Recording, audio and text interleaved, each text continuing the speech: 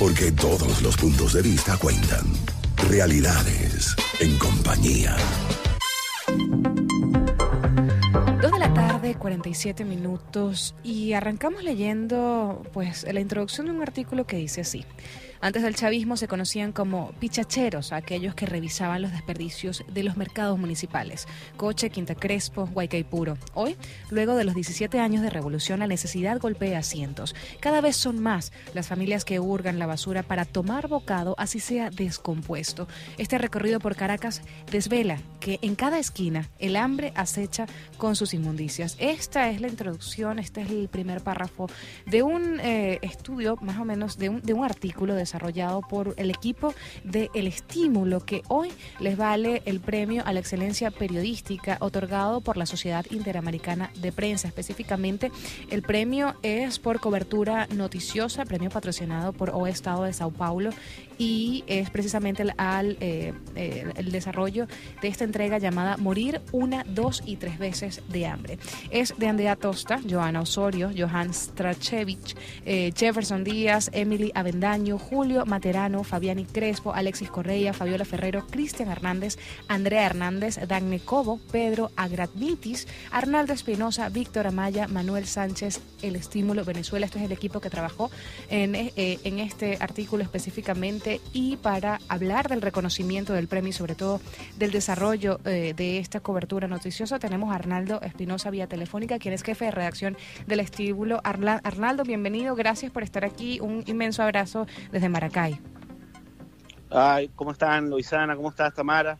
Sí, estamos muy contentos aquí en el Estímulo por la noticia, porque hablabas del reportaje de Julio Materano, de Morir una, dos, tres veces de hambre, que fue el que nos dio el título a una serie de 15 entregas que fueron nominadas al premio CIP a la excelencia periodística por cobertura noticiosa, y que, bueno, abarcaron toda la geografía nacional, que nos permitieron mostrar cuál era la realidad del país durante 2016 con la crisis del hambre en el país.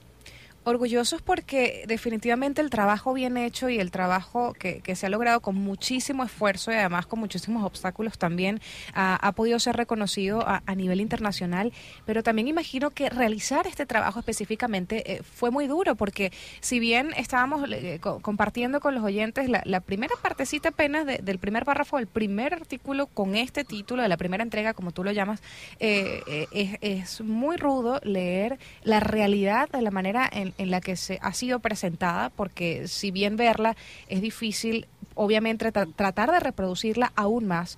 ¿Cómo fue el desarrollo de este proceso, de este trabajo específico y sobre todo el resultado que hoy ha obtenido este premio? Bueno, nosotros identificamos la crisis del hambre a mediados del año 2015 y planificábamos una serie de reportajes en toda Venezuela para tratar de retratar no solo el hambre, los estratos bajos de la sociedad venezolana, sino cómo afecta además al resto de la población.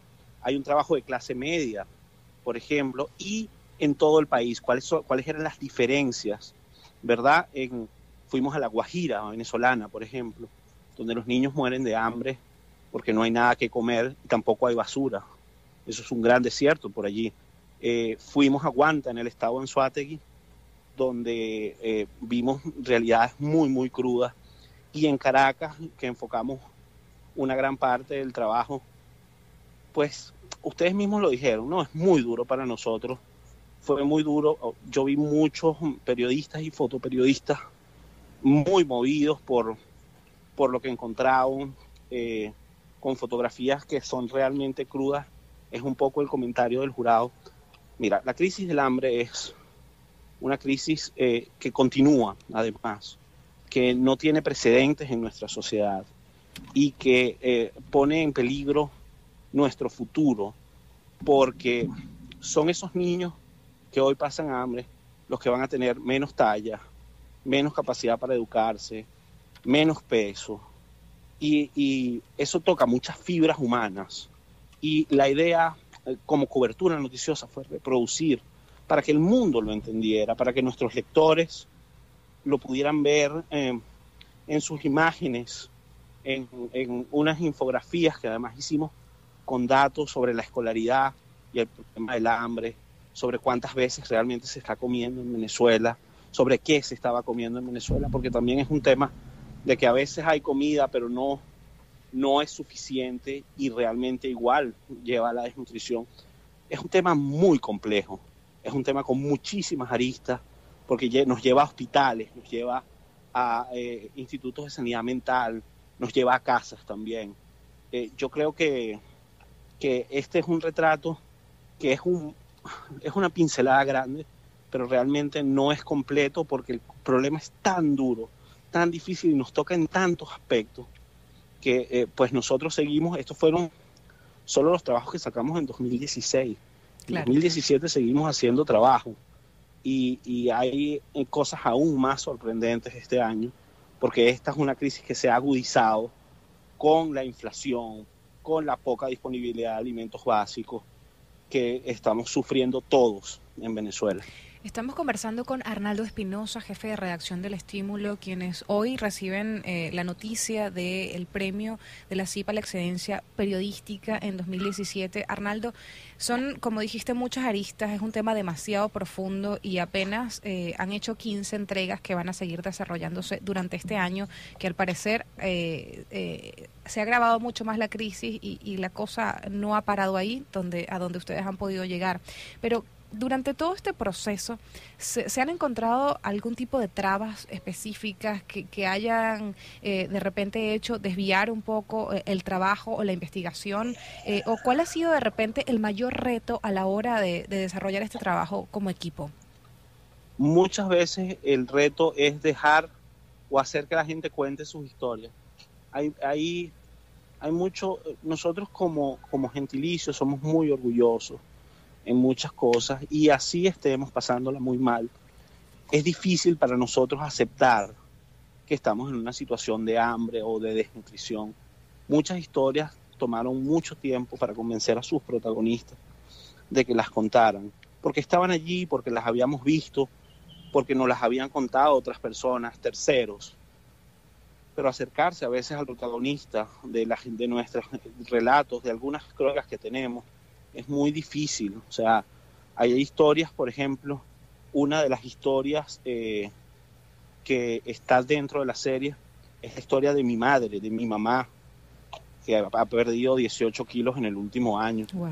Y convencerlo, ¿no? Y hacerla, además, para mí, por ejemplo, y lo voy a tomar en el caso personal, fue muy complicado, ¿no? Y yo estuve muy, muy afectado cuando la escribí de un solo golpe, además, porque, digamos, el verlo me afecta muchísimo, claro, emocionalmente, ¿no? Pero es una historia que está allí. Es una señora que trabajó 50 años y que, bueno, lamentablemente la situación país no le permitió tener un retiro digno. Y así como esa historia que te cuento, hay 3 o 4 más. Claro, también hay muchachos de La Guajira que más bien se acercaban a uno a contar sus historias. Pero sí, un poco esa traba es, y ojo, entrar a los institutos de salud es muy complicado. Sí. Y esa sí es una gran traba. Entrar a los institutos de salud, a veces teníamos que hacerlo guillados, pues. Claro. Ocultos. Porque sí hay milicia, hay colectivos, hay gente que no quiere que esa realidad que se está viviendo en hospitales donde un día sirven arroz como única comida a los pacientes y al día siguiente también, y al día siguiente también, y eso no tiene el valor nutricional para recuperar su fuerza y los está matando de hambre. Es muy complejo. Sí, hay trabas, hay trabas personales y hay trabas institucionales.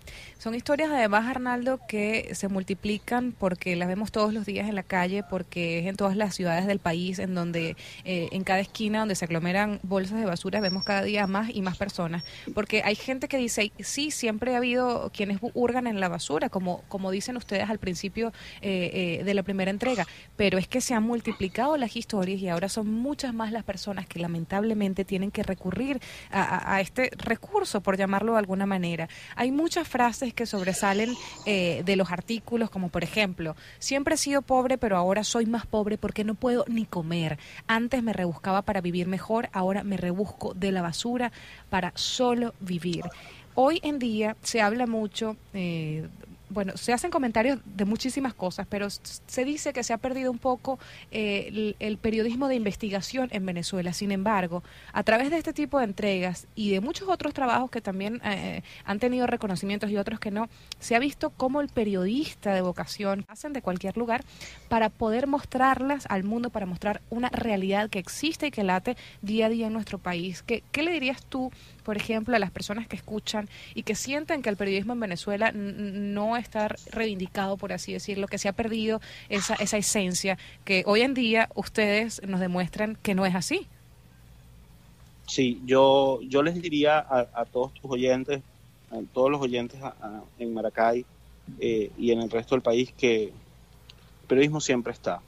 A veces el periodismo de investigación no es rimbombante, ni tiene esos titulares, digamos, que captan el ojo, pero la historia está, y el trabajo está, y el periodismo, sobre todo en estas épocas de internet, donde todos podemos tener un poquito de periodistas, porque somos testigos de excepción, de hechos increíbles. Lo hemos vivido en esta época de protestas que tuvimos desde abril hasta julio, donde muchas historias salieron de gente. El periodista está allí para que esa historia tenga hilo completo, tenga principio y tenga final. Sí hay muchísimos trabajos. Parte de los galardonados son equipos venezolanos. Fabiola Serpa, de Bloomberg, sí, lo leímos, gana el premio a crónica de la CIP por una crónica de 30 días buscando comida. O sea, allí lo vemos. Sí. Yo creo que el buen periodismo en Venezuela cada día se hace sentir más, y quizá no esté todo el tiempo de nuevo con unos títulos esplendorosos, pero las historias están allí, los periodistas están aquí. Así es. Estos momentos difíciles hacen resaltar las plumas y la vocación de los buenos periodistas, que aquí hay muchísimo en Venezuela. Arnaldo, ¿dónde podemos conseguir estas 15 entregas de El Estímulo y específicamente de Morir 1, 2 y 3 veces de hambre? Morir 1, 2 y 3 veces de hambre es una crónica de Julio Materano para revista Clímax. Estamos republicando las historias a lo largo del día de hoy en elestimulo.com. Lo pueden ver además en nuestras historias en Instagram, en El Estímulo. Tenemos un poquito para todos, un poquito, una fotografía y un textico que acompaña cada una de esas 15 historias, que van desde las cajas solidarias en Miami hasta, nuestras fronteras, ¿no? Tanto en La Guajira como en Santa Elena de Guairén, pasando por las escuelas de Caracas y por el estado Anzoátegui. Por todo el territorio nacional. Yo creo que vale la pena que le echen un ojo. Creo que es además una lectura de fin de semana que les permitirá a muchos ver realmente qué tan grave es la crisis alimentaria que tenemos en el país desde hace 2 años. Arnaldo, gracias por esa pasión, felicidades una vez más por este reconocimiento. Gracias a ustedes por invitarme a su programa. Estaremos en contacto, @Naldox con ~X en las redes sociales. Gracias por todo, definitivamente por todo lo que han hecho. Estábamos conversando con Arnaldo Espinosa, jefe de redacción del Estímulo, y se nos quedan cortas las palabras que quisiéramos decir. Creo que vamos a dejarlas para el segundo corte. A esta hora vamos a publicar el link del artículo, del primer artículo y de los siguientes que van a ir apareciendo en el Estímulo, y espero que puedan echarle un vistazo, porque definitivamente reivindica el trabajo periodístico que se hace todos los días en nuestro país.